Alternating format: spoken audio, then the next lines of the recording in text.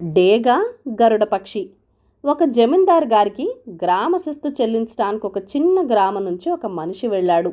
ఆ జమీందారు ఆ మనిషితో అవి ఇవి మాట్లాడి, ఒక డేగ పిల్లను పెంచాలనుంది, మీ గ్రామంలో డేగ పిల్లలు ఏమైనా ఉన్నాయా అని అడిగాడు.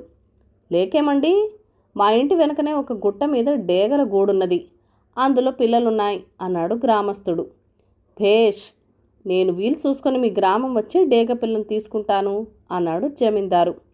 ఆ మనిషి తన గ్రామం వెళ్ళి ఈ మాట చెప్పేసరికి గ్రామంలో వాళ్ళంతా లబలబలాడి, జమీందారు వస్తే ఆయనకు ఈ దిక్కుమాలిన చోట బస ఏర్పాటు ఎలా చేస్తాం, ఆయన ఆతిథ్యానికి అయ్యే ఖర్చు ఎలా భరిస్తాం, ఏం పని చేశావు అన్నారు.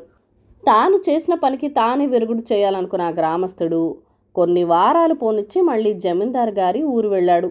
జమీందారు అతన్ని చూడగానే, డేగ పిల్లలు బాగా ఎదిగి వస్తున్నాయా అని అడిగారు.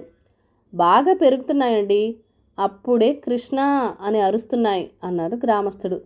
చిచి, అలా అయితే అవి గరుడ పక్షులు, నాకు అవసరం లేదులే అన్నాడు జమీందారు.